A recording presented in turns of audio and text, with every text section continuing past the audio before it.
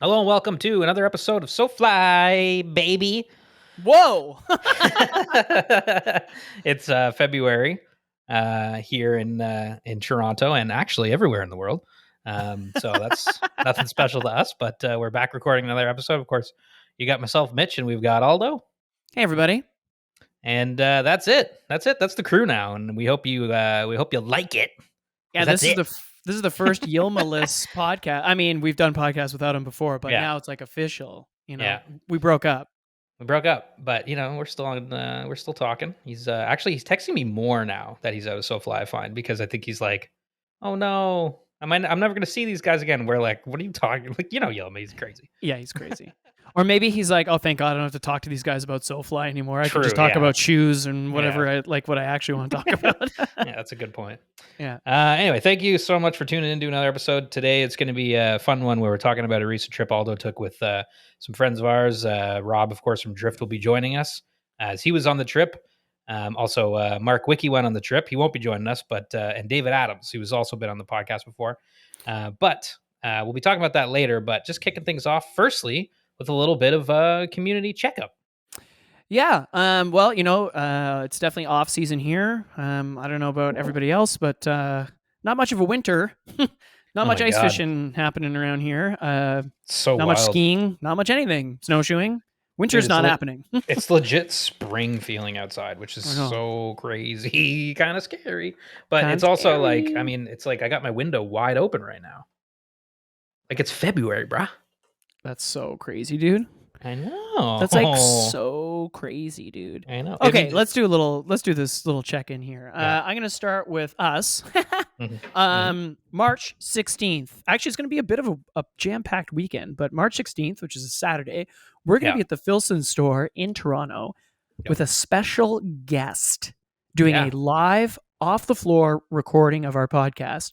So if you're in Toronto or if you're not, head down to Queen Street West to the Filson store. We're going to be doing a podcast live off the floor. This is the second time we've done it at their store. Filson's been actually an awesome supporter of ours locally. They always give us some wicked gear to raffle off at our fundraisers, and the team there is super awesome. And Tim Posnier, good friend Tim, tattoo artist, very good tattoo artist. He'll be tattooing people at the store as well. And all the proceeds are going to be going to clean water charities. So if you get a tattoo or if you buy some stickers or one of Tim's prints, all of the money is going to go to clean water charities like Trout Unlimited and the Ontario River Alliance. We're also probably going to be selling drinks and some other stuff, but probably got some prizes and stuff too, right? We got some things to raffle off. Yeah, for sure. We always do that. March 16th, come on down, Filson Store, Queen Street, Toronto. Yes. Now, the very next day, Drift is hosting the IF4. We're back at the Review Cinema in Roncesvalles. Yeah. The tickets you can find at driftoutfitters.com. It's an awesome online ticket sales. The review is awesome if you've ever been to it. There's going to be a small after party at a Cuban restaurant called La Cubana. The 17th is St. Patrick's Day, so no bar wants to take us after because why would they? However, right.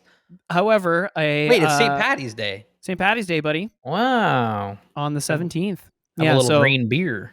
Yeah. Details are for the tickets are all at driftoutfitters.com, and we'll probably get Rob to plug that a little bit while he's on the show in a bit. But 2 p.m. at the Review Cinema, and tickets are available at driftoutfitters.com.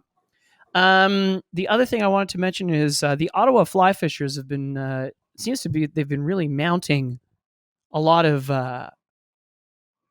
events lately. So I would check out ottawaflyfishers.ca if you're in the Ottawa Valley or in the region. They've been doing some pretty awesome January and February events. So just keep an eye out there. They do stuff like winter casting, fly tying nights, and I would just keep an eye at ottawaflyfishers.ca because they put in a lot of events in January, and I know they're doing the same in Feb. Booyah.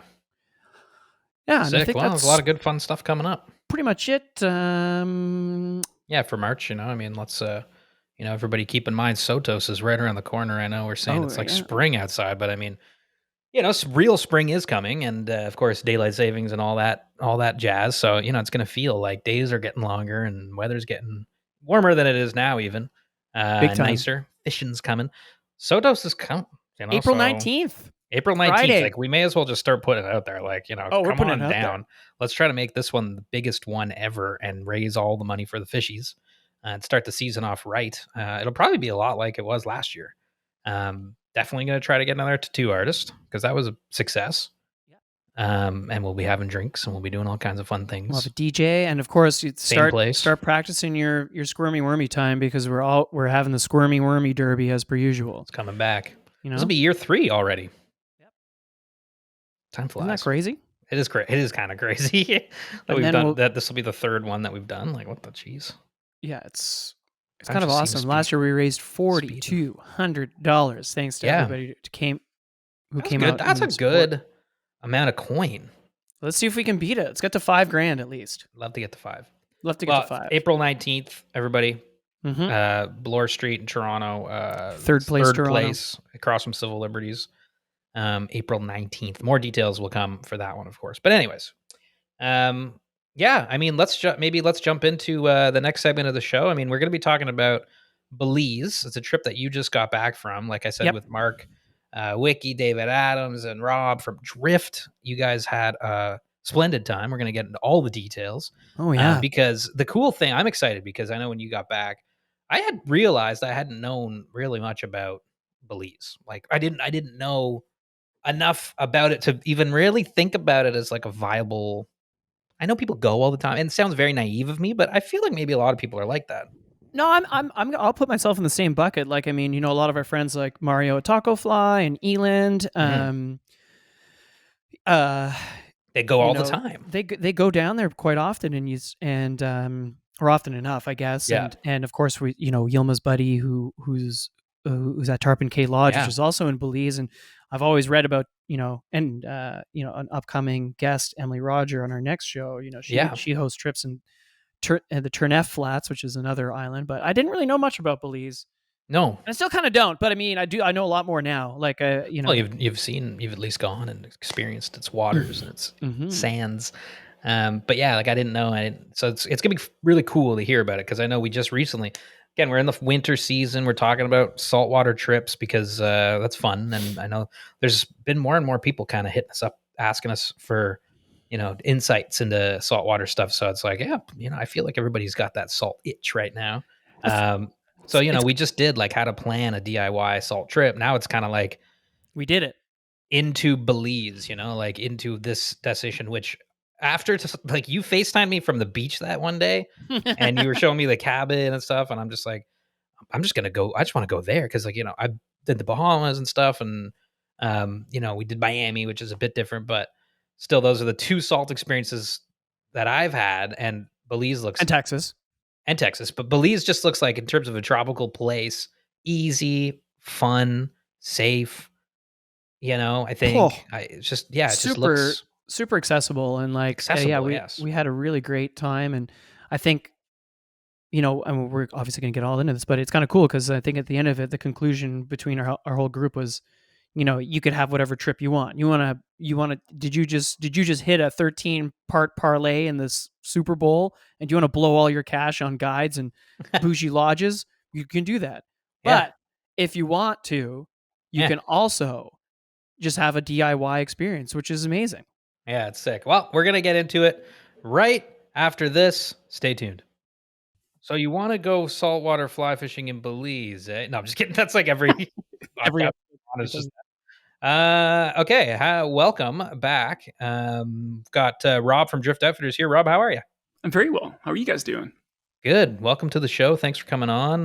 Very excited to be chatting with you today about Belize. Yeah, how do you want to get into this all, Well, I think first of all, thanks Rob for coming on the show. Like, you've been on the show a couple times now. We've also done shows in Drift Outfitters. If people have been living under a rock, Rob is the owner, operator of Drift Outfitters here in Toronto. Of course, it ships countrywide as well. So if you're in the little nooks and crannies all over Canada, you can get your stuff, from Rob's shop, which is really awesome. And, great to have a great fly shop here in Toronto, and great to, turn into friends. And now we're going on fishing trips together. But I think, Mitch, to answer your question, I think what we should do is so this was a trip that Rob and I took with two friends, like you mentioned, David Adams, who's been on the cast before, and Mark. Mark is a very good saltwater angler and seems to have the permit horseshoe firmly inserted in his body. It's a big horseshoe, very big horseshoe. So yeah, we're just gonna, I think, recap the trip. I think we'll talk a little bit about Belize itself, because there's definitely things I didn't know about the country. So I'd like to just talk about that really quickly. And then this trip kind of had two halves. We had a guided half and a DIY half. So I think we'll talk about that. And maybe, Rob, if we want to chat about a little bit about how you prep for the trip.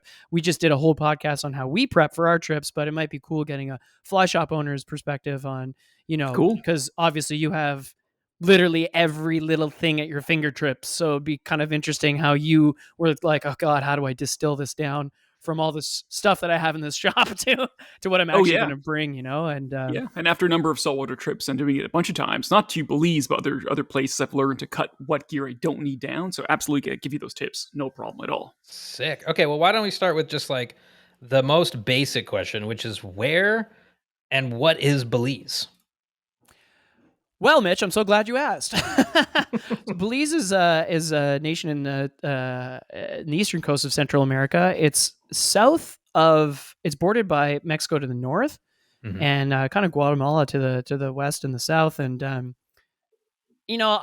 didn't realize it. I thought it was a pretty Latin speaking country, but it was actually a former British colony.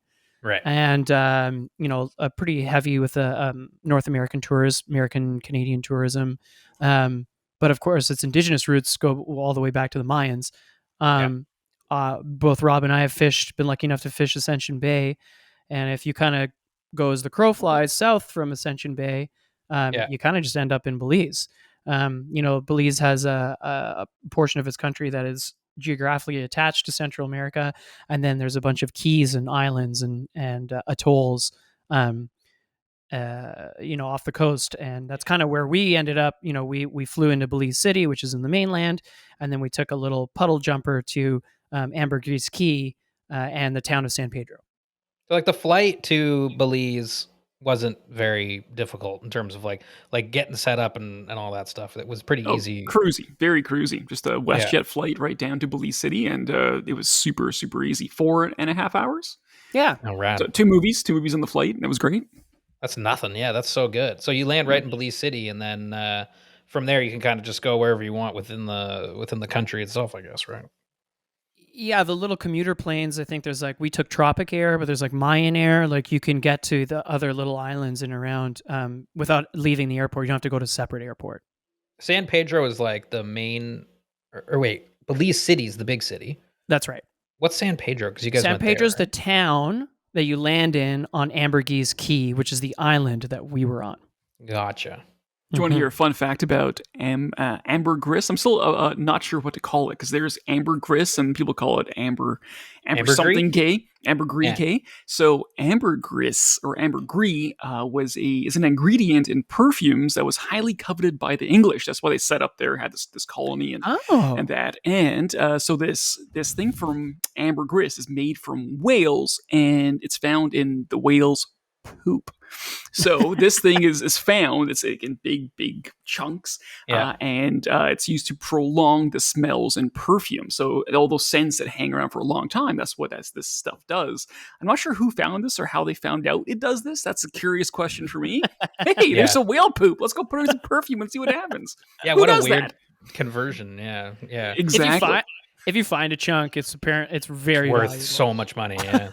But is that so? That area had a ton of ambergris there. That was what it was. That's why they called it that. I think it was a corridor where a lot of whales went through, and they're able to find a lot of this and import it back to, I guess, England at the time. So that's kind of what it was known for. The whole the whole peninsula is named after this stuff, so it must have been an absolute huge commodity and reason why the town existed as well. That's wild. Yeah. And the other cool thing too is when the north end of the island, the Mayans actually dug out a channel from one side of the island to the other. So if you're to look at a map and you look at Ambergris Key, you have to the east, it's kind of in what we were calling the ocean side.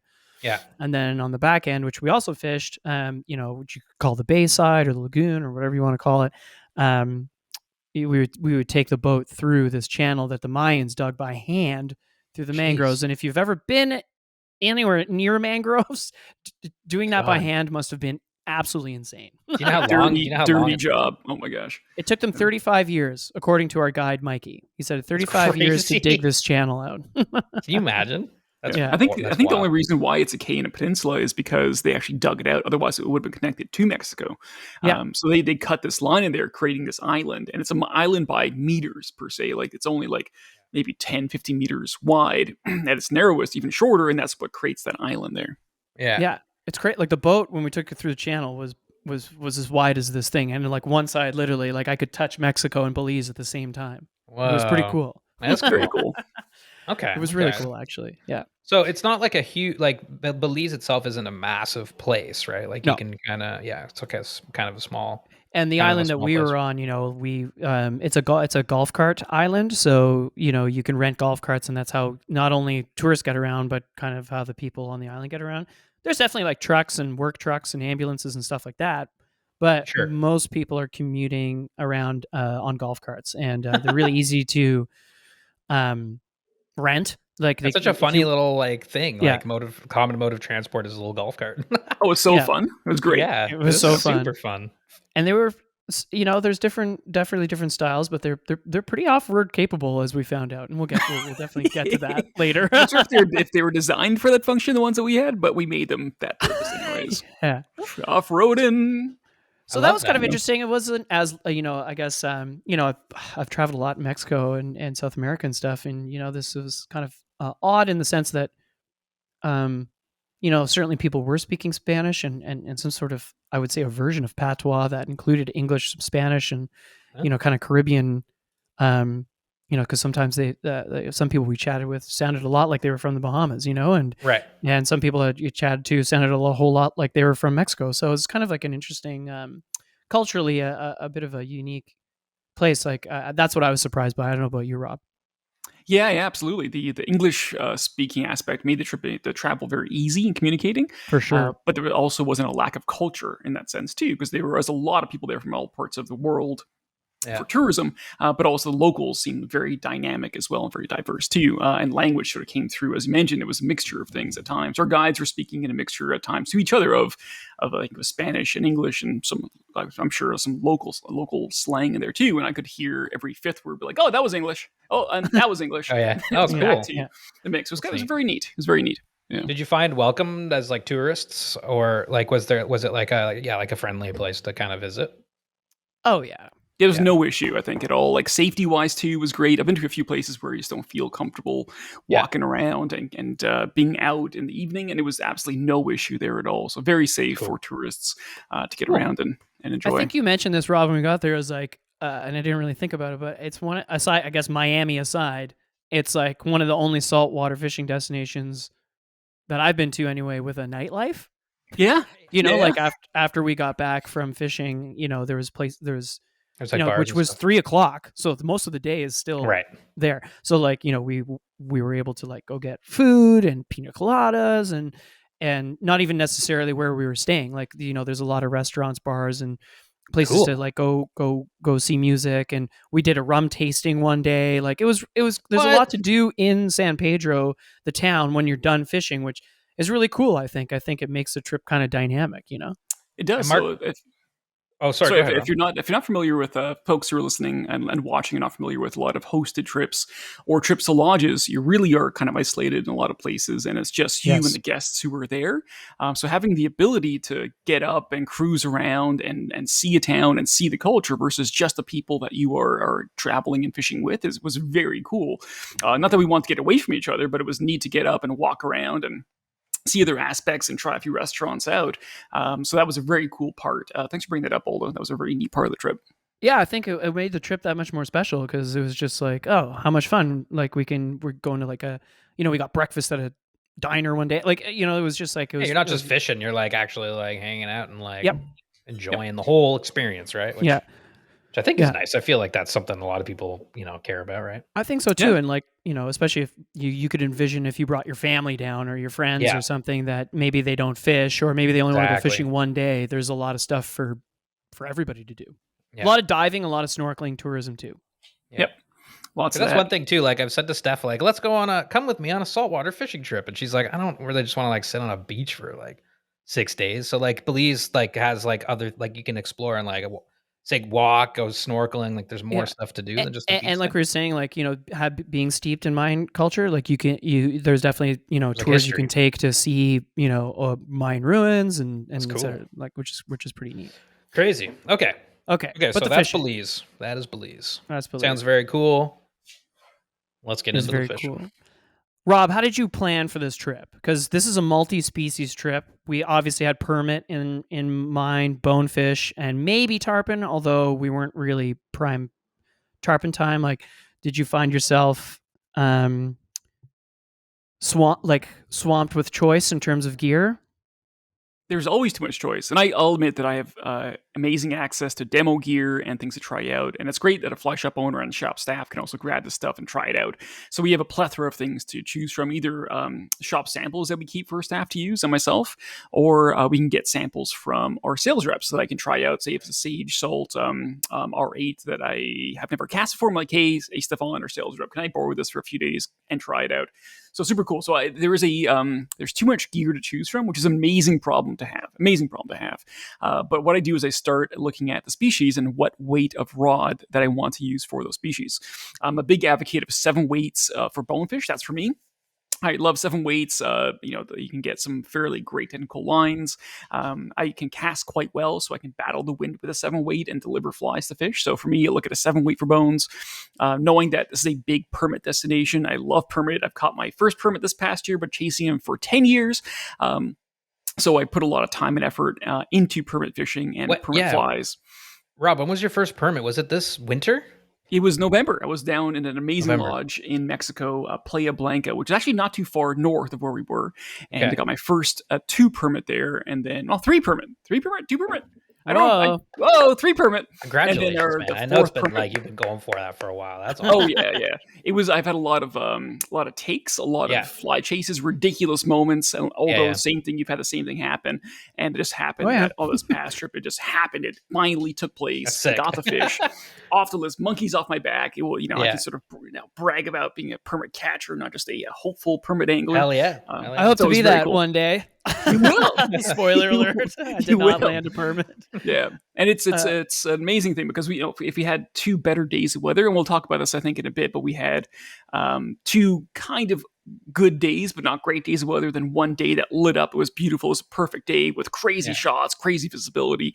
But when we have limited time to go on these trips, you get this maybe 6-day window of fishing. If you're guided, you have only maybe 3 days like we did, and if the conditions don't line up, it makes it even harder to even look for those fish. And you need every edge in your corner for those things too. Yeah. So back to the gear part. So 9 weights are permit. I'm going to find like lines that will cast permit flies, which are a bit bigger, a bit heavier. So I usually bring 2 9 weights with me. So if I have a backup rod if one breaks. Yeah. And I have one with a shrimp and one with a crab rigged up on the boat. All floating lines. We don't need to get deep for these fish. And also I'll have a 10 weight or an 11 weight for bigger species too. I'll set that up for huge big jacks. I'll have it set up for tarpon. But really that's kind of what the rigs are. It's a 7, 9, and either 10 or 11 for me. And that's kind of what I'm gearing towards as my permanent saltwater setups. I have brought a 5 weight to the flats once for bones when I knew there would be smaller bones. It was a freaking riot. But you be careful where you bring that rod, and you need extremely good reel. I had my sister's Able reel on there. I bought her an Able reel for her birthday, which is kind of a gift to myself, gotta be honest. Yeah. And that thing was the perfect match for really, really skittish bonefish. Ended up landing a 10-pound mutton snapper on that rig too. Whoa, which was a lot of work. I wouldn't recommend targeting mutton snapper with a 5 weight. This happened to be my hand when this amazing fish took. Anyway, so 7, 9, 10 nice. Floating lines for leaders. 10 or 12 pound for the 7 weight for the bones, then 16 and 20 pound for the permit, and then I have a custom setup for the leader for tarpon, which goes from 80 pound to 35 pound and 80 pound again, just to have a place to break the fish off if I need to, and also for the bite tip, it's 80 pound for their really gritty mouths. Yeah, nice. That makes sense. I'd have to echo that, except for instead of a 7 weight, I do 8, 9, and 10. Yep, 8, 9, 10. That's great. Still, that's great. Yep, 8, 9, 10. A question for you guys, just in case people are listening. They're like, "Listen, I only have a 9 and a 10. Can I get away with that?" Like, is the 8/7 for the bonefish just offering a bit more of a delicate presentation for those fish? Is that really why you're fishing that rod? It does, and you can combat that with a longer leader. So the big issue is that you have this 9 weight line that's considerably thicker. It's going to be noisier when it lands, and vibrations thicker. You see it in the air, but also the fight of the fish too. Like, you can fight a bonefish on a 9 weight very well, and they're still going to fight like heck. But then for the presentation aspect, the 7 weight works well, but to combat this presentation aspect, instead of using a 9-foot leader, use a 12-foot leader, a 14-foot leader. You can build out a really heavy butt section onto your leader, so you could cast a 20-foot leader easily. It's not a challenge. And what you're doing is you're getting that fly away from this noisy, crashy fly line. So that's all you have to do is lengthen your leader, and you can. So if you have a 9 and a 10, just think a little bit more about your leader setup, and you can kind of achieve the same thing. Oh yeah, absolutely, absolutely. Okay, and if you had a 7 and a 9, well, just you can target tarpon still, just smaller tarpon with your 9, or break fish off. You end up hooking into a bigger one there too. So don't think your gear. You don't have to have 3 weights or rods. If you have only a 9 weight, bring only a 9 weight. Like, don't stress about it. Have fun with what you got. That's great. Saltwater fishing has some barriers, which is cost. You're flying somewhere. Yeah. You have hotel stays, maybe a guide as well. So if you can't, like, we totally get people. Not everyone can afford to play tons of gear and different rods. Grab your 9 weight, grab your 10 weight, grab whatever you have, and have fun with it. And don't let that hold you back from enjoying a saltwater species focus trip. But I dig it, because lots of people do have lots of rods, so that's fun. People love buying rods. Guilty. Okay, that makes sense. I dig that. Yeah, and I think no, that's great advice, because you never know. I think, Rob, you said it while we were on the trip. Like, some people get so focused on the big 3, bonefish, tarpon, permit, and I'll throw snook in there too. It's big 4, but there's everything else. Like, we saw a ton of trigger fish. Like you said, I hooked, landed a few mutton snapper. There's big jacks around, so being able to fish for some other stuff is always fun too, especially on your DIY days. I think it's critical to have an open mind about what species are down there and what you focus on. And I'm going to call it species supremacy in a sense. Maybe it's not the best word to call it, but it's what people really do focus on. Say, no, bonefish are better than these fish. Well, no, they're not better. Like, I really think that people need to sort of thinking about the opportunities on the flats as, everything fishery, because everything pulls really hard and everything takes really well. From the blue runners are absolutely fantastic. They're a little more skittish than the Jack Crevalle are crazy. They crush flies. Although you had experience, I think, where it was in Mexico, that they were crashing in the surf. They were going bonkers. Yeah. Was that Mexico? Yeah, that was Mexico. Yeah. And they fight like hell. So, and they're forgiving fish because you can cast near them, and because they're usually in packs, they will compete for that fly, and they go mental. So in terms of just having fun, you can have fun beyond bonefish, permit, tarpon, and snook. There's so much more out there. Yeah. That being said, there's lots of bonefish in Belize. Like, like, it was wild how many bonefish we saw. Yeah, there were tons. Yeah, there were tons. So let's get into the trip. I think so. The first half of the trip, we were actually in San Pedro. So I will also take this time to really thank Mark.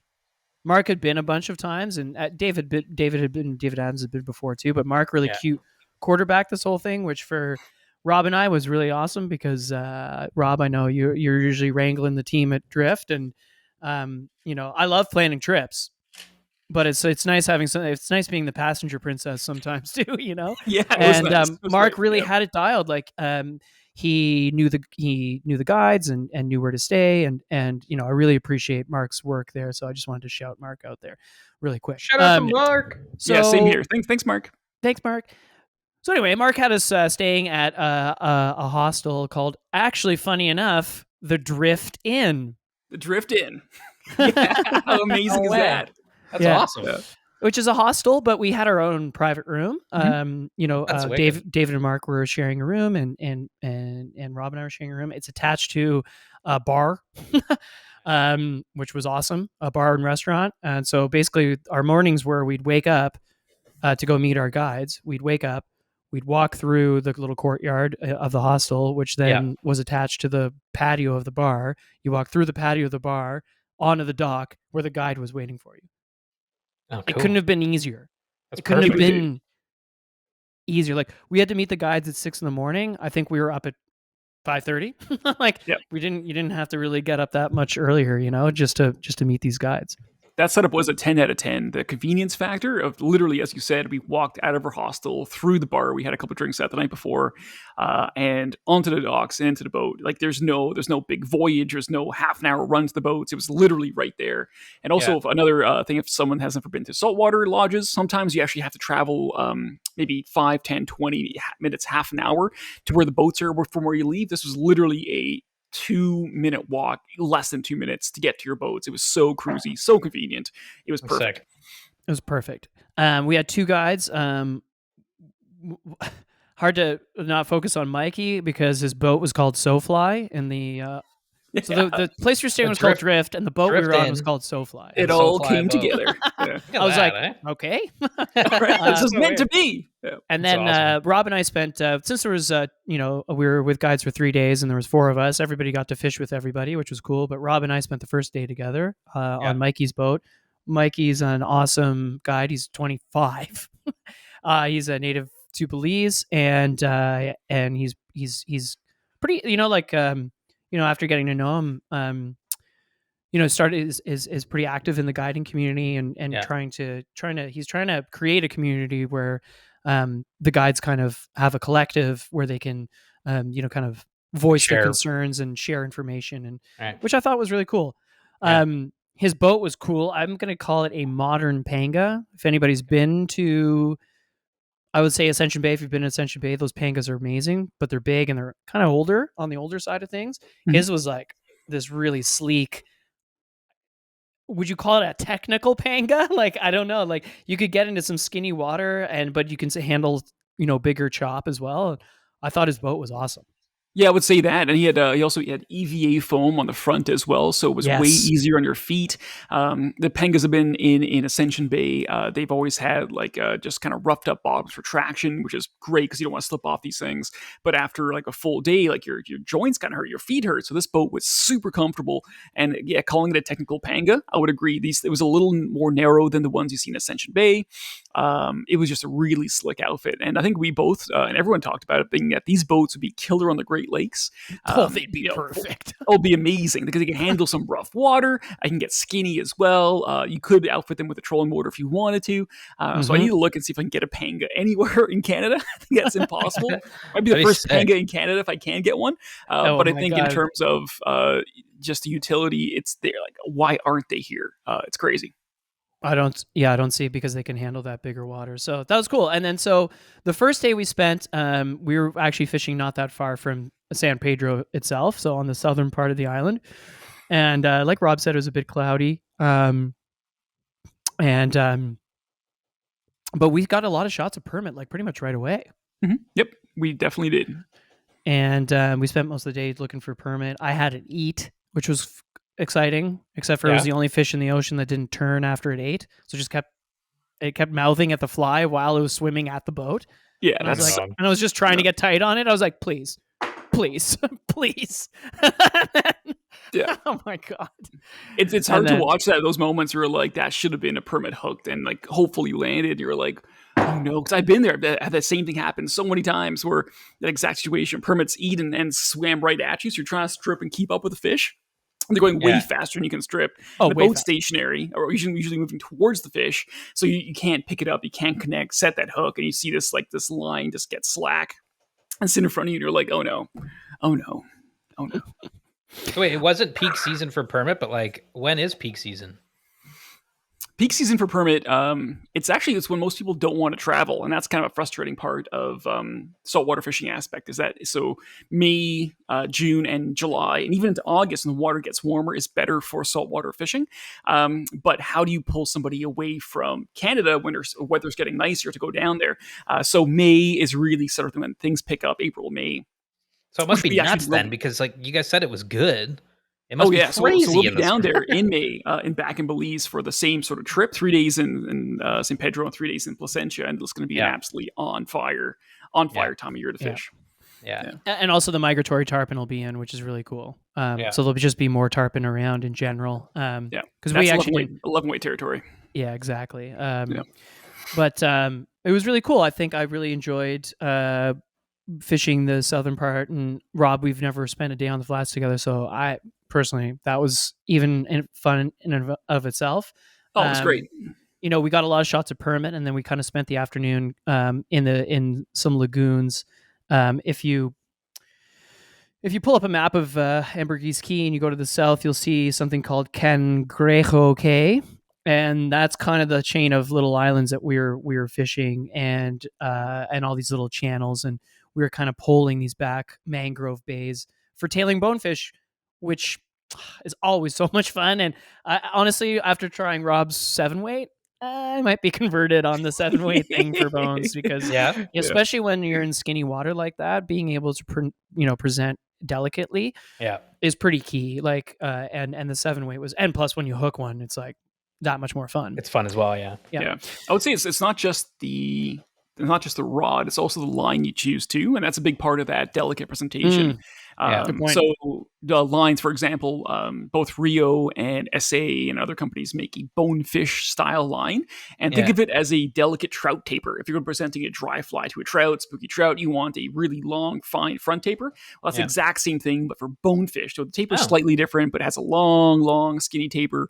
It is more technical to cast. You have to be a better caster to utilize it well.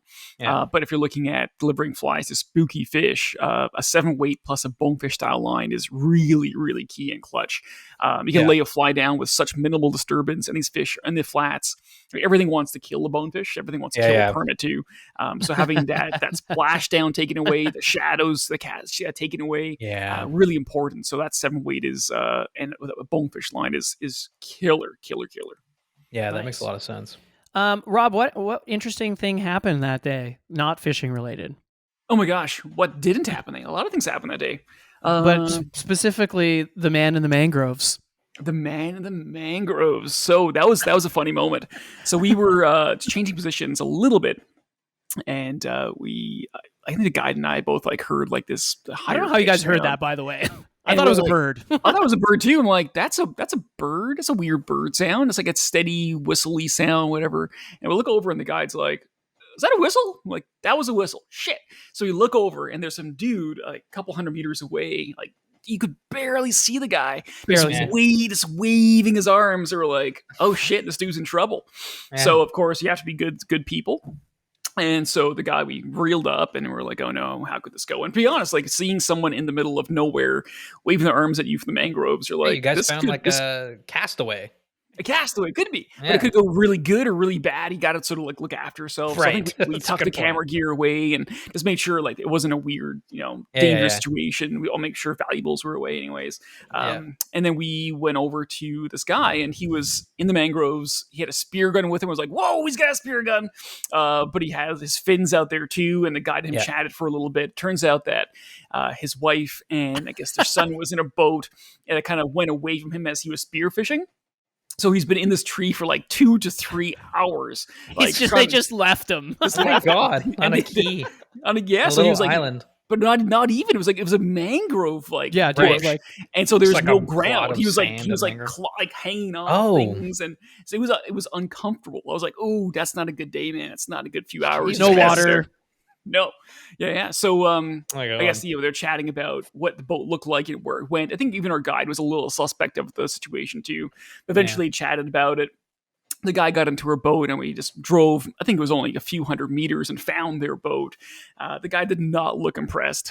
The guy didn't look impressed. And his family was couldn't care less that we found him. It was so bad. His son was sitting on the motor, just like casting a rod. It didn't even like look up. Didn't flinch. It's like here's your father. What a bizarre like. He was he did weird. have a sick barracuda. Oh, really? With him that he spearfished, which was that's cool. Yeah, which was cool.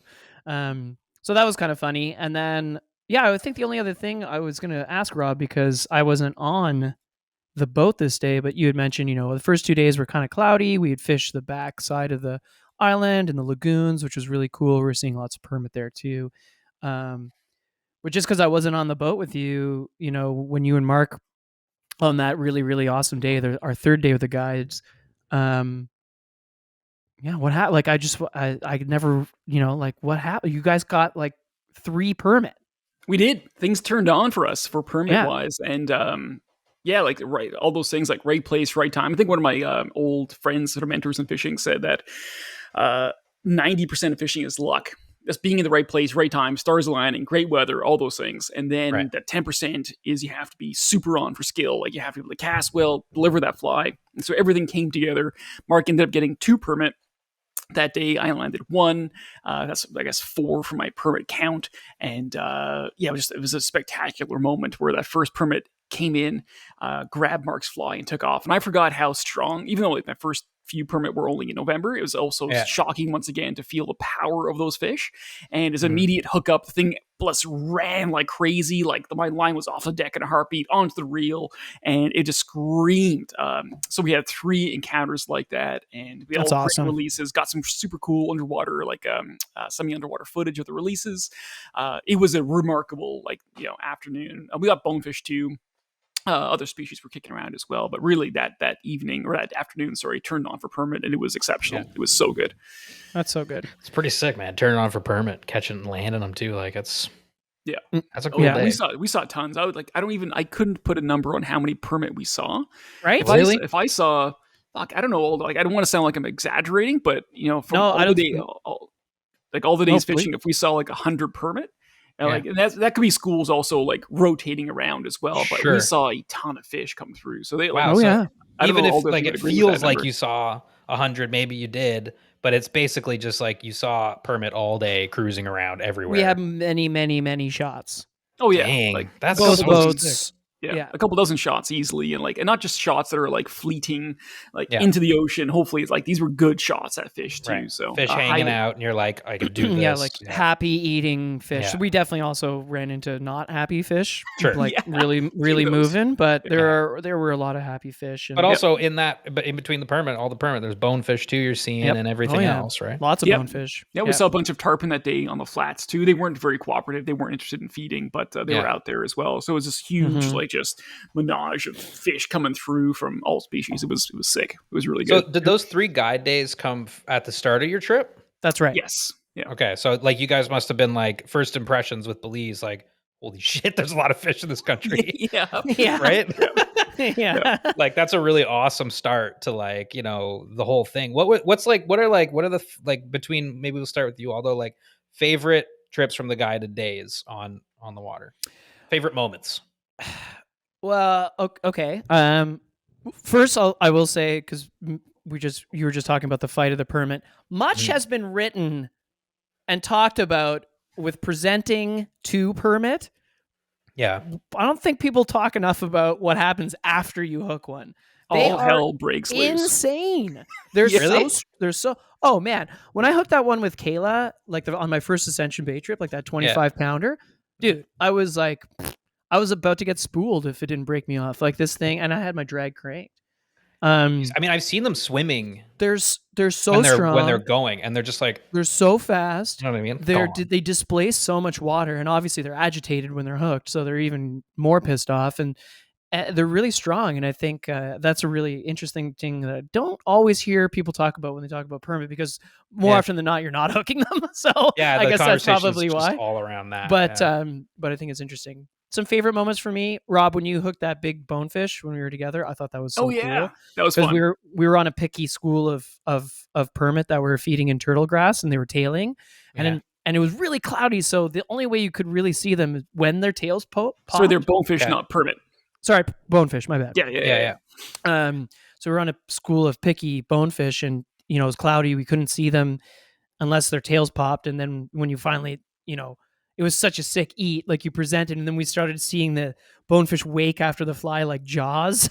Yeah. It was awesome. It was such a good eat. It was so good. And then it was just like it went bonkers, like got you into your backing. That moment was cool.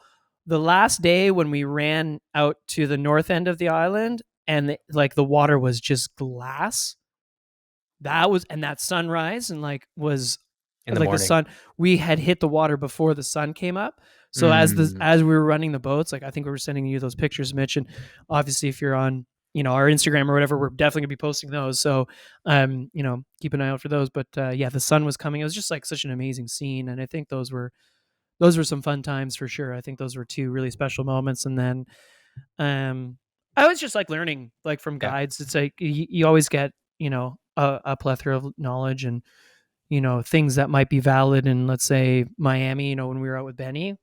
Huge information download. But does it always apply to other areas? I don't know, and so it's kind of interesting learning from those guides, and especially somebody who grew up fishing there with Mikey. I spent all my days with Mikey. Rob flipped guides. It just kind of worked out that way. So I got to know Mikey over the 3 days a little bit better, and that was special for me. I don't know, Rob. So then about hitting the water, like when it's glass before the sun's up, I mean, out in the salt and it's warm and you're like, another day going fishing. It's like, fuck, I can smell it. I can feel it. It's like the best thing ever, It's sick. So, Rob, what about you? Like favorite moments from those 3 guided days? I'm going to split it up into the non-fishing moments and the fishing moments. Please. And although I'm going to be unoriginal and copy what you said, but that sunrise that we had running out on the flat water. How could it not? It was one of the most remarkable sunrises I've ever seen in my entire life. And the context too is these 4 friends who were down there, all good buddies. And we're flying over this super slick water with 2 cool guides and a boat called Soulfly. And it was just this moment where like, this is, and fishing's amazing. I love fishing. Clearly I love fishing. But the moments that surround fishing often, like they win me over more than the fishing sometimes, or often, more often than not. And that moment was a surreal moment of like, holy crap, we're here doing this. And to be honest, like also after the years coming off the pandemic and the big 3 years of interruption, having moments like that too, I'm like, I'm so grateful and so thankful and so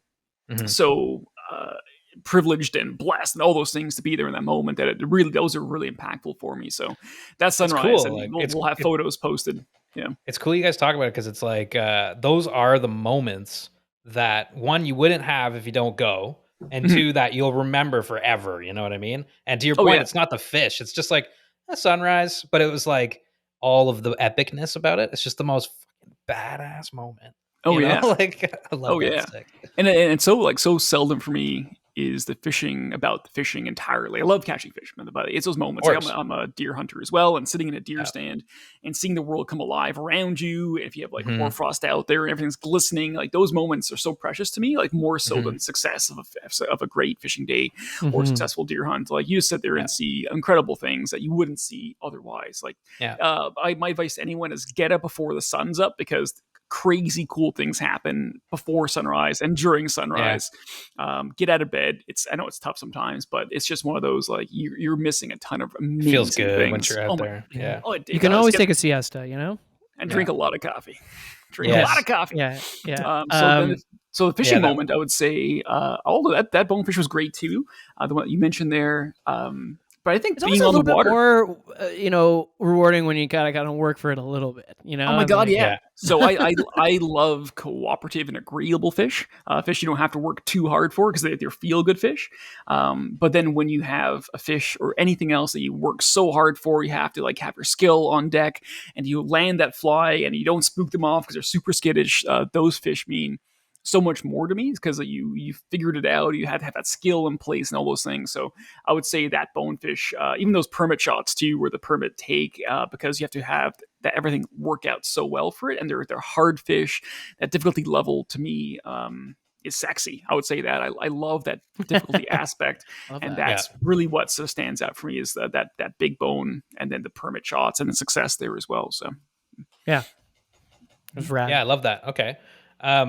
What before we wrap up the guided stuff, what would you guys recommend specifically for people, to plan for and expect, who are going to be guided specifically in this area? Like, what are some like specific recommendations for this type of guided trip in Belize? Talk to your guide. I would say that's a big one. Communication.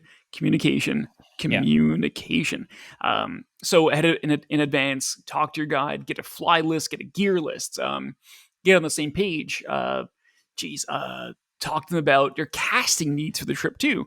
I've talked to a lot of saltwater anglers, guides. On every trip, I make the point of asking, like, what's the biggest issue you see with clients coming down, and it's always, I think, for only one guide has not said it's this. It's probably the second thing they said, but casting.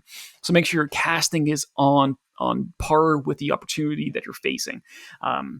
So be able, I think that's a big one. But really talk to your guide, set expectations. Like, hey, I want a great day to day, and I'm not looking at getting numbers of fish or big fish. I just want to have a great time outside. If you see fish, cool. If not, hey, that's how she goes. But if you want to catch your trophy permit of a lifetime, like, tell them way in advance. So they either say, hey, that's not the conditions we're going to be facing this time of year, and set expectations so far in advance and make sure they're so clear, because that can really devastate your trip if your guide is a permit focused guide and you just want to go have some bonefish in hand or shots at bones, right? So communicate.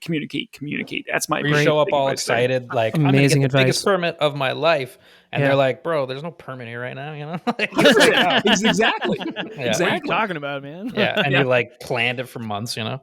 Communicate big. And also, like, tell your guide. Like, a lot of guides are high pressure guides too, and on this trip we had two different guides. One was super chill, one was a little more intense, and that's fine, that's the guide style. But this, line up expectations, like, hey, don't yell at me. Like, that's a big one. Some guides will yell at you, and they're passionate too. They care about landing fish, they care about shots on fish. They do. But then, I do not respond well to being yelled at. Like, I just don't. I just sort of, I push back. I'm like, are you freaking kidding me? Like, the thoughts that go through my head are like, do you want to step outside or step on the flats and see how this goes? Take this to the flats. Exactly. Rob, no, you're stepping in the flats. But I would say, like, communicate that to you and just be like, hey, I want a chill day. Like, I don't need yelled at. I know, fish mean a lot, and your success is my success. But, like, I just want a chill day. So let's just have a chill day today and set that level of expectation. Dig it. Okay, wait. I was gonna say, that's really good advice. Like, and also be honest. Like, if you can't cast 80 feet, just say that. Like, there's don't lie about that. Like, and then you'll get way more out of your day than if you're like, oh no, I think I could do it, and then you can't. Like, there's situations I know I can't. There's like Mikey would be like, okay, make the shot. I'm like, I straight up, dude, can't. Like, I'm just that's way too far for me to cast accurately. Like, it's just not going to happen. So and that's cool. And then he's like, and the other thing is, I always try to talk to, because every guide seems to sometimes like their stripping pattern a little different. Yeah, for real. One guy will, like, a long strip means something to somebody that it doesn't mean to somebody else. So I always like dialing that in pretty quick. What's a long strip to you? Yeah, what is a shrimp strip to you, and what is 10 inches, and what is a crab strip to you? Because I think I've got it down, but if they want it a certain way, then that's okay. Maybe maybe the shrimp in Belize can, take really long jumps versus the shrimp in, they're peppier. They're peppier shrimp. Who knows? And also fly, like, if it's a certain type of fly, like if you're fishing a heavy crab that's going to sink in a certain way, you're going to have to keep it moving so it looks natural. Like, just talk through those things too, because one guide might have a certain preference or has noticed a certain pattern of something working that maybe another guide hasn't. I don't know. And then that way I find that helps. Okay. Before we leave San Pedro and go to the DIY stuff, do you guys have names of any of the specific bars or eateries in the area that people might want to check out? The Palapa Bar. That's great. Palapa Bar. Palapa Bar. What was Palapa Bar? It's right on the water, Mitch. It was actually in front of the hostel where we. What was the bar at the hostel called? The Sandbar. The Sandbar, yeah, which was great, and honestly, surprisingly good pizza. I say surprising because pizza, and I'm throwing Florida into this too. Pizza in hot places, aside from the south of Italy, like it can be dicey with the dough, humidity, Sure. all that kind of. I'm not going to go on a pizza rant here, but it had really good pizza. Good? Oh, really good drinks. Very accommodating. Like Rob's, it's a gluten allergy, very accommodating. The palapa was also sick. The pina coladas were great. The fish tacos were really good, and it was right on the water, and they had live music, and it was kind of fun. They also at the palapa bar have these inner tubes that you can sit on and have drinks. What? Wait. At night? At any time. You can just get in the ocean? I don't know if I do the nighttime.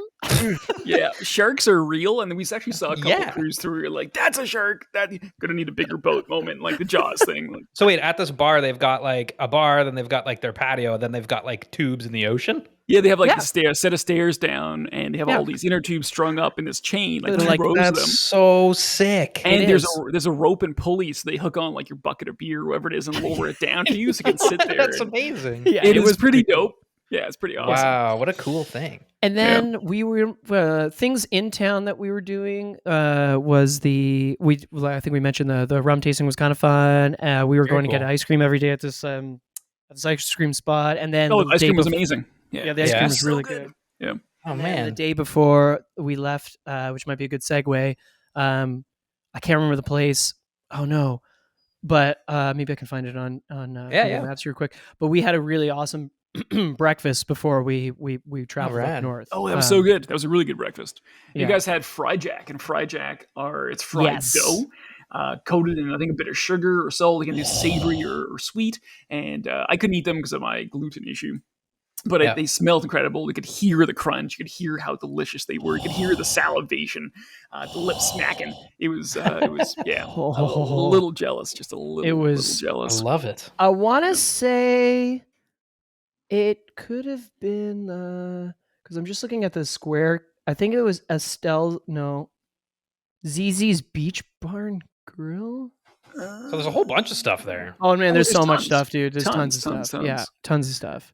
Yeah. Cool. Because it was right by the center square, right, Rob? It's really cool that like there's that many. Yeah, it was. Yeah, right. It was the beach. It was like the beach center square, I guess you want to call it that. So it was on. Yeah. It was like meters past there's Estelle's Dine by the Sea. That might be it. That could have been it. Yeah, I think that was. Either way, it was really good. And yeah, fried jacks are awesome. And if you've ever had a beaver tail, it's essentially a beaver tail. It's just fried dough. It's amazing. You can't go wrong with fried dough. No, you can't go wrong with fried dough. No. Okay, so San Pedro was one for the books. Then the rest of the trip was DIY days. Yeah. Yes. So Mark, again, shout out to Mark. He had it arranged that the golf carts were dropped off at the Drift Inn. Although we could have picked them up right from the airport when we landed if we wanted to. Oh, cool. That's cool. But the guy who runs the business just dropped them off at the hotel. And then we strapped our gear to it. Also, very smartly, Mark had brought paracord to tie the bags down, which makes very smart. And also, Rob devised a rod rack system. So there was version 1 and there's version 2, I guess 2.0. And it was really kind of fun to get. I love little handy jobs and projects like that and getting ideas set. So like, we have photos of that. We'll photos be up at some point of those. Now, looking at these golf carts, we put sections of this rope across it so you could hang your rods going out the back. Now, the front part was easy. It was and this is Mark's suggestion, putting 2 pieces of paracord side by side to put your reel so it kind of locks the reels in. Now, on the first version, we put a single strand of paracord in the back, so you just lay your rods on top and they sat there. That was fine. It is, but the tips all they all kind of squished together, crossed over, and got tangled. Fly rods, they always tangle. They just get tangled no matter what you do. They'll be meters apart and they're tangled all of a sudden. It's ridiculous. So having these things together is like, well, I don't like that so much. Like I can do a better system. So what I did is I had made a daisy chain, and then we had like the rod tip. I guess little things like to get the rods into, and they sort of sat individually and away from each other so they wouldn't get damaged, they wouldn't get strung up. So 2.0, I think even a 3.0 was on deck for the next trip down there. And the reason for this is because you're putting your rods in the golf carts and driving to different flats? Yeah, so we're not breaking them down. We're leaving them fully set up, so just the ease. You don't have to break your rods down, restring them, pack them away. So having them completely set up. Actually, what helped a lot was on the way to the last part of our drive to Tranquility Bay. Although, like, say, he spotted Bonefish on the beach, like, Bonefish, stop! So he slammed the brakes on, pulled the rod out, grabbed the rod, ran out, and sort of got a couple of casts at some bones. So it helped the efficiency in a big way. Yeah, sick. It was cool. So yeah, so nice work there. So yeah, we grabbed the golf carts, rigged the rods, and then left for the north end of the island. Rob just mentioned we were staying at a place called Tranquility Bay Resort. Tranquility Bay is a little bit more expensive than where we were staying because, of course, we were in a hostel, which was, I think, was $80 a night per room. Yeah, super cheap. Yeah. It was a hostel too, so there was no noise out the doors. It was just a hostel vibe, which is So if you ever go down there, say the Drift Inn, it is a hostel. It's not going to be this plush experience. No. It's very nice, very livable, but a hostel. Good hostel though. Like the women, like, the women, super clean. The women running it are so nice. Wi-Fi, coffee in the morning. But it's a communal kitchen and all that. Actually, we had a kitchen in our unit. So yeah, we did. Yep. So anyway. So we drive up north. These are cottages that you rent at Tranquility Bay. The drive up was super fun because, you take the one road up north and you're passing like restaurants, you're passing, beachside resorts and on the way up. And then Lodge passing by there. Yeah. Yes, the famed fly fishing lodge. That's an Orvis endorsed lodge, right? Orvis endorses everything, so. Or it was at one point. One of many. Yes, one of many. I just remember its font when we passed it. I was like, "Hey, I've seen that before." Yeah, it was very cool. Yeah. So then we, but then as you keep going north, there's less and less things, which is really cool because then you start, it gets feeling a little bit more. I don't know, was wild the right term? Yeah. Rural. Yeah, more rural. Yeah. Rural. Yeah. Rural. Jungly and jungly. And then at the road meanders and turns onto the beach, and then you're just driving on the beach. That's so fun. It's so fun, man. Oh my god, that sounds so cool. Pretty much immediately, we were seeing schools of bonefish. Yeah. So I was right just offshore. I knew we had to get to the place, but I was like, I gotta cast at this fish for sure. And then we get there, and the place is awesome. What's the Tranquility Bay? Tranquility Bay. The cabins were amazing. Like, so it's like you said, it was like 6 cabins, basically. Yeah, it's like 6 to 8 cabins, but some of them are for staff. But I think the rentable ones, like, for example, the one Rob and I stayed at, we both had our own floor. So you walk in, you've got like a kitchen, a bar, a little living area, and then I had my own bedroom and my own bathroom, and then Rob was up in the Presidente loft. Yeah. That's so sick. With his own bathroom and his own bedroom, like, so, Oh man, that's full. You also envision if you're too, and these are all ocean facing. Yeah. It's private beach, beautiful beach, white sand, crystal clear water. They had these like swinging seats in the water too. Like, it was like, like I got there, I was like, I didn't plan this trip. I just was kind of along the. So when we arrived, I was like, "What the fuck? We're staying here?" I was like, "That's so sick." Yeah. We're not seeing the place behind here. We're staying here. Oh my god! It was wild, man. Dang, that's awesome. That's such a fucking good setup. And honestly, that day we just kind of chilled. Like, we chilled. Yeah, I would say it's if you're gonna go on a big saltwater trip, and I've done a bunch of them now, and after 6 days of hardcore dedicated fishing, I'm so done. We're on day 6. I almost resent being on the water. I'm like, I'm so tired. I do want to be here, but I'm so tired. So having a rest day built in, or even just like finding a rest day or afternoon, that was such a good call just to kind of hang out and recoup after 3 long days on the water. So get a rest day early in there, mornings and that kind of thing. And exactly. And the bar, like it's a little family that runs the place, and the bartender was awesome. His name was Joe. He was great. And Penny was really good. Yes, very good drinks. And Mitch, they were all tiki drinks, so you would have died. And it was like your heaven scenario. That sounds awesome. Penny, who's the owner or operator, who's just a character. Just is he ever amazing character of a human, like plucked out of a novel. Nice guy, but just gregarious and everything. Outgoing. Like, super gregarious, like playing his accordion for us. Like, that's awesome. Also, very strangely, we were the only ones at this place. Like, at lunch, boats would come to because the restaurant Sure, like caters to like. And bar was on the water, so boats would come up and people would, there's a Margaritaville not far from Tranquility Bay, and people from Margaritaville would walk up the beach and have drinks and food and stuff at our place because allegedly the food was much better at our place, and it was amazing. It was really good. I believe it that. It was really, really, really, really good food, and again, very accommodating of dietary restrictions, and it is fresh, and really food, good Wi-Fi and Wi-Fi too at the restaurant if you needed to do some work, which I did, and it was just I loved it there. I thought it was really fun. Yeah, boom. The food was amazing. I think we ate fish every single day because how good it was. It was just fresh. You literally saw the carcass of the barracuda like laying by the dock. You're like, that thing was alive an hour ago, and the fish was spectacular. So cool. Lobster ceviche, conch ceviche, really, really, really good stuff. And the drinks, like I'm not usually a tiki bar drink guy, but the drinks were delicious. Pina coladas? They were so good. Oh man, how can you go wrong? Yeah. How can you go wrong? Somebody ordered, I think it was you, Rob, you ordered a banana daiquiri, and when you see real bananas coming out, you're like, right on, because sometimes it comes from like a mix, and I was like, okay. A little syrupy thing. No, this is real, legit. Yeah, it was so awesome. Good. Yeah. And then I think we all had banana daiquiris because they're so amazing. But so now we're on the north tip of the island, like very close to the border of Mexico, actually. Mm-hmm. And we spent 2 days fishing the beaches and the reefs there. So we fished Robles Point and Rocky Point. Mm-hmm. And when we went to go to Rocky Point, it turned into it was rocky. It was dicey. Yeah, they closed off.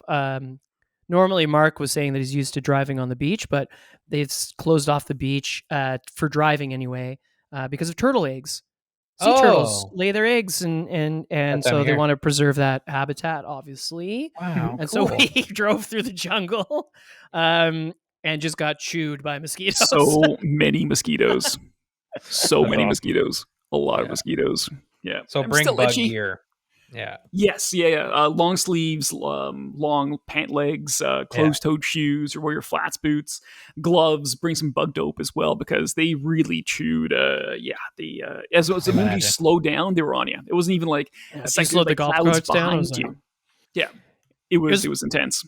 It was pretty funny too. Like Rob and I were having a good laugh. Like it was just like the road was ridiculous. Like it was like we're gonna break these golf carts for sure. Oh yeah, they're not meant for off road. But we're going for some pretty heavy stuff like sticks and rocks, and you're bouncing around, and everything is absolutely flipping and flopping around. It was great. And at one point, it kind of turns into and what the reef is actually made out of is like this volcanic rock, and so it's very uneven and sharp. And but it was cool. And then that first DIY day, Rob and I think we ended up encountering, we all kind of walked and were trying to find our own way, and we weren't really seeing a whole lot of fish, to be honest. But then we got to this point where there was like a reef break, and then we started seeing a lot of triggerfish, and we were desperately trying to get a triggerfish to eat, or we got them to eat, but kind of hard to set the hook, hey, Rob? Yeah, they have a hard mouth. Plus, they have like a whole set of teeth in there as well. Yeah. So when they take a fly, there's no purchase. You can't really get the purchase anywhere. It has to get behind those crushers, those teeth. So like I saw fish. I felt fish take my fly. They would like sort of in the shallows turn sideways and get the crab pattern, and you're just like, nope. It's very frustrating. That's what I've heard with triggers, but it's such a rewarding fish for that reason too, right? And they're so cool. Yeah. Like they're interesting looking, and I've heard the fight's quite something with a trigger. They dog heavy, like they bury themselves down deep, and they just keep on pulling. They're amazing fish. I caught a pretty large one in Cuba, my first or second saltwater trip years ago now, and that thing it was in deeper water, so I think the fish came up and it took the fly and turned, so it was much easier to hook the fish. These ones were in skinny water, and it just wasn't the right angle to hook them. Yeah. So, but I would say I would thinking back to the timing of our trip in terms of the fishing aspect. Yeah. I think why we didn't see too many fish on the flats like permit and other fish is that we weren't at the right tide. So we were at I think it was a full low tide we're out there for. And so all the fish had sort of receded with the tide back into the deeper water, past maybe the what do you call it? The reef. Yeah. The breakers and the reef, and so we didn't have a lot of fish coming in or in there at that time. But I think we did as we were leaving one day. We saw some permit come in, but the permit I think were coming in on the flood tide. They were coming in with it. So a tip for you folks who are planning it, any DIY stuff, is to also time your time on the flats with the currents, not the currents, but the tides. Anyways, make sure that there's water there. The fish are either incoming to feed on the freshly flooded areas, or if they're in the mangroves and in deeper areas, you're going to fish the outgoing tide because they'll be coming out. You can intercept them that way as well. Those slack tides and those periods are a little tougher to fish. So do a bit of research on tides, and maybe there's even people you could call like down in Belize, maybe like are there tide charts. Like you can just Google. You can actually Google like St. Pedro or the area we were, and say whether the tide charts. It'll tell you exactly when high tide is, low tide is, and when you can sort of find those. So another consideration. Also the moon. So if you're fishing like full moon nights, the moon. It's a tough one because those fish have great vision, great visibility on the flats. So you actually will have tougher fishing during the days when the fish can eat very readily during the evenings or nights. So you got to sort of look at those factors too. But I want to talk about. Yeah, sorry. But the flats were like it was like, so that's basically like it was. You still saw lots of fish. Oh, tons. Yeah. Absolutely. Tons. Yeah. It's just we weren't seeing as many, let's say, permit. Yeah, we're seeing a lot of bones, and we were seeing a lot of triggerfish, I think to Rob's point. Again, super accessible. The flats are right off the beach. Yeah. And you can kind of just pick your Sick, spot. Man. And the reef actually touches. Yeah, the reef actually touches the shore at 2 points there as well. And there's also a big sandbar in the middle too, so you could actually wade out good ways from shore as well. Yeah, I love it. So do you guys want to do kind of like what you did with the guides and talk about maybe some favorite moments from the wading days, from the DIY flat days? Yeah. Yeah. I think for me, it was the second day where we all just kind of decided we didn't want to go on Mark's safari tour again. Yeah. And we were just like, why don't we just walk from the cottages, you know, and you know, get up like just go out to the flat that's in front of you and kind of just walk the beach and just around keep walking north too and see what we see. And I really I really enjoyed that day, especially that afternoon, Rob, when we started really, focusing in on Bonefish, and you were flying the drone. Like, it was so fun. Like, I think, we got into some Bonefish, some more agreeable than others. And it was just a fun afternoon of just like, literally, I was just walking along the beach. Do you know what sounds nice about that? Which I think sometimes people don't do this, is they focus so much on like, oh, I'm in this place. I have to find the spot, like the gem, the diamond in the rough. And they like, it's got to be over there, like a little further down this road, or like maybe it's that flat that I haven't seen yet. But then it's like, the one in front of you, if you just go like, I'm just going to try my best with what I have, I feel like sometimes that turns out to be kind of the most fun because the pressure of finding the spot is off. And then it's just like, I'm just going to try my best to catch a fish here, because that sounds like kind of what you guys did on that day, right? You're just like, let's just go here and see what happens. Yeah. It's like fishing the dock and fishing the boat ramp. How many people get into the water, into a boat, and rip somewhere else when those big fish are literally around your boat ramp? So same deal. Exactly. I totally agree there. Yeah. We talk about it like about Long Island, like Aldo and I were talking about earlier, because like the beach in front of the place we stayed in Long Island was sick, and we never fished it because we're like, let's go over there. And then like days later we left and the guys are still there catching triggers off the beach, like in front of the house. We're like, oh yeah, right, the ocean's right there. Yeah. Anyway. I really enjoyed that afternoon. I thought that was really fun. And then we obviously wrapped up the day again, having like, another really cool thing. We were the only ones there, right? At night, the dock lights brought in all these permit and it was tarpon. crazy. And not small fish. Like there's some big honkers out there. It was absolutely wild. It was wild. And it was like this circus of permit and tarpon schooling and moving around. And they were almost uncatchable. Aldo had success, and also Mark as well, but after like a quadrillion casts. Oh, it was onslaught of casting. It was like the 7 Stations of the Cross or whatever. Like just like Mark casted at these permit for like 3 hours. Yeah. Actually, funny enough, you mentioned Long Island. I was on a Scotty from Wildfly. Hope I'm not like ruining a surprise here, but he's going to Long Island, and we were just talking about. We had a video call booked to just chat about Long Island, and I'm just watching Mark cast endlessly into the ocean. And then as I end that video call, and Mark's like, I think I might wrap it up. And then he's like, oh my God, one's following. And then it ate. And then, perfect. And it was a nice permit too. And it was like this funny thing where we had to like, keep it away from the dock and then walk. We had to walk the boardwalk back to the beach, get onto the beach to actually fight it and land it properly. So that whole thing was like hilarious. Like there's one point where because there's a gate, so he had to like fight a fish while he's going through this gate. Pass me the rod. It was just it was amazing. That's funny. And then he puts we land the fish. It's awesome. Pictures great. Night permit crazy. Mark's third permit of the trip, wild. And then I'm stripping offline, and I'm casting at the tarpon because I do love me a tarpon. And then the fly hits the water, and this tarpon just turns and just eats it. And I was like, oh my god, because I just been spending hours casting at these fish that don't give don't have a care in the world for these flies. It just turned and ate a set for it jumped. It was super fun. Same thing. We landed it on the beach. It was hilarious. And Rob and Dave were in bed. Oh, I called it quits. I'm like, I'm not staying around for this stuff. I regret it. I wish I was there for that.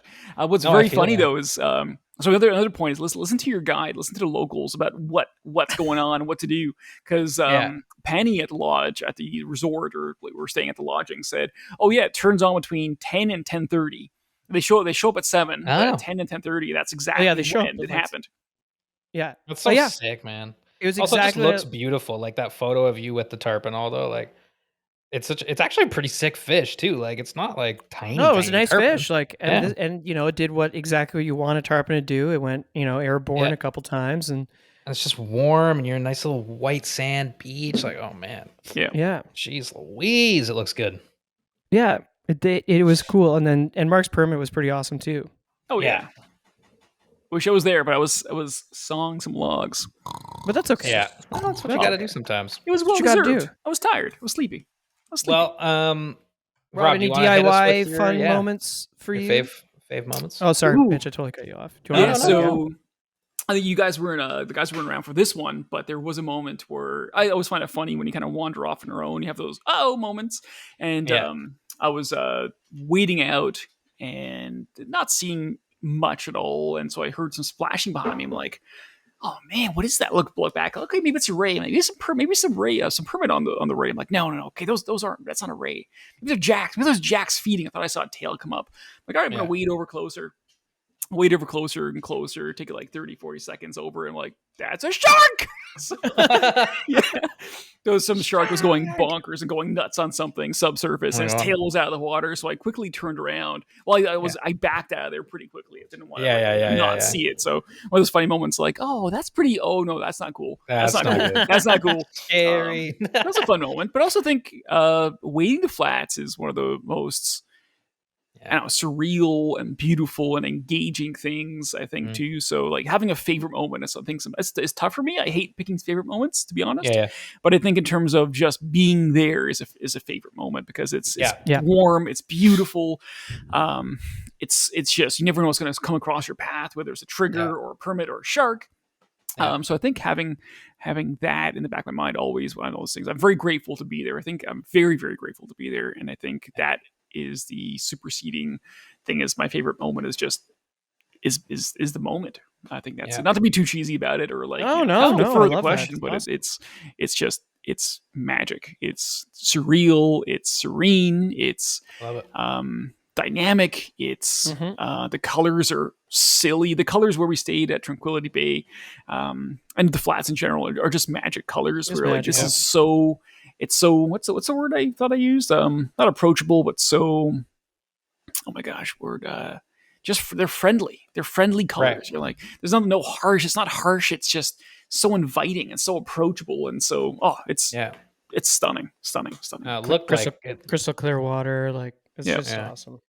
It looked amazing. Okay. It was amazing. Do you guys want to, how do you guys want to wrap it up? Like, anything you want to leave with the people? I know, Rob, you've got a hosted trip out there coming up, right? You were saying? Yeah, so in May, we have a hosted trip of going down to Belize. So the shop does host a trip. So what Woo! that means is that it's one of our shop staff that we trust to go down on these trips to facilitate the trip. So we're there to troubleshoot, to sort of wrangle people, herd cats occasionally. We're there to make sure that people have a great time. And you're doing it with a group of people who sort of we vet. So we make sure everyone's is going to get along pretty well. Yeah. The attitudes and everything are sort of great matchups. We get to go to cool places and fish cool spots and bring people to them. So we do have one going down to Maeve in St. Pedro for 3 days, and then 3 days to Placentia. So we have to go on a couple flights there. Super cool. We're going to see 2 locations. And I think if you want to sort of start off your saltwater fishing career on a hosted trip, that's great too, because you get to make connections and see places. And if you have a gear problem, I'm there to help out. I know a ton about gear. If your casting is not great, I can give you some tips down there too. Yeah. So we facilitate this hosted environment for these really cool destinations and trips. Leaving as a final note to folks about saltwater angling, I can't stress it enough that casting, and I'm going to talk about this a bit, is casting is a huge deal. And it's important to be honest with yourself about it. And no one wants to admit they're not good at something, or if they've been told they're good at something, maybe admitting maybe they're not as good as it. But here's what you do. Get a grid baseline for how good of a caster you are. Now, pick a calm day, very little wind. Go to a park with a lot of runway, so like a lot of clear space around you, and lay out some hula hoops or some targets and measure those, paste them off, or get a measuring tape, paste them off, and then make sure you know what 10 feet is, 20 feet is, 30 feet is, 60 feet, 70 feet, 80 feet, and if you can't hit the targets, you're like, okay, I need to work on hitting these targets at any distance from up. And you don't need to go crazy. You don't need to go and have a 100-foot cast or 90-foot cast. If you can cast 60 feet, you're going to be casting to most fish that are out there. Yeah. Casting 70 feet and 80 feet, it's a special touch for those things. It takes a lot to build up to that. Casting 90 feet's doable, but you really got to be great. So make sure you can meter yourself and cast those distances. And then don't do it only when it's calm. Go out there when it's windy and make those casts happen and have your fly turn over and have your fly hit the target, not go out there and just fall in a big pile. Don't have it blow behind you. Your ability is crucial to how well you'll perform on the flats. If your goal is to catch a fish, you have to have that ability there. If your goal is to have a great time, enjoy the sun, hey, do what you want to do.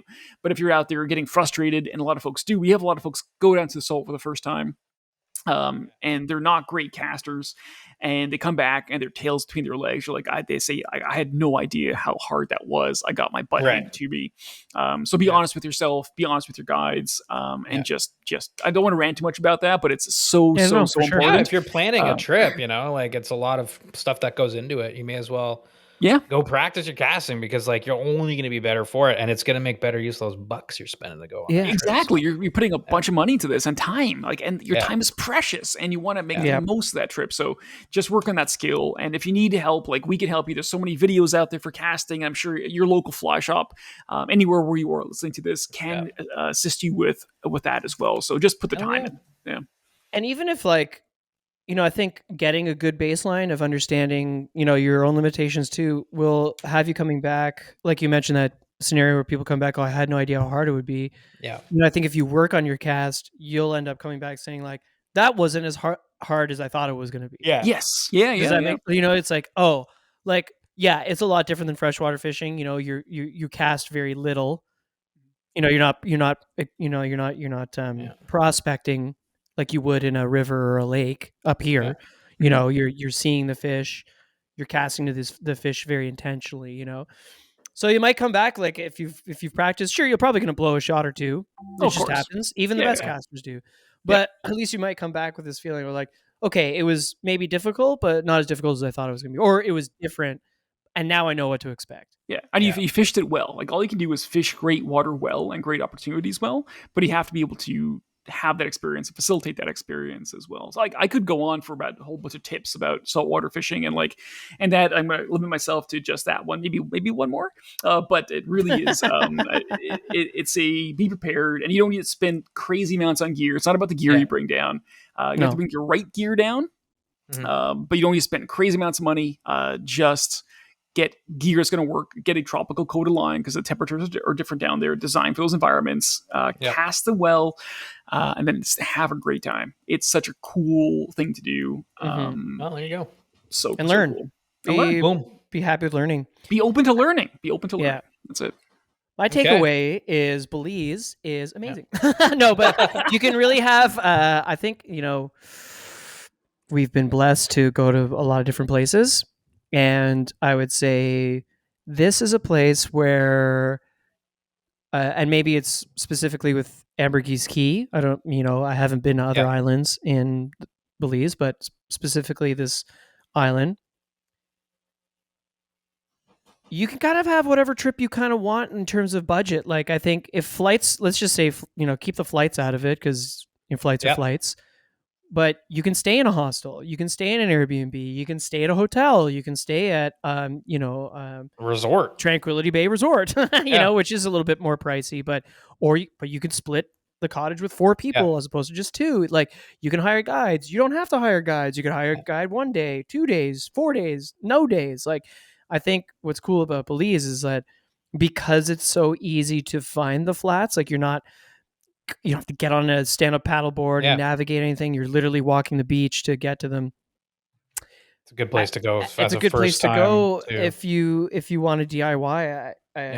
It's Long Island was great, but those flats were not hard bottom for the most part. They were pretty mucky, so it's tough to wade. Andros is great, or at least where we went, but you really do kind of need a boat.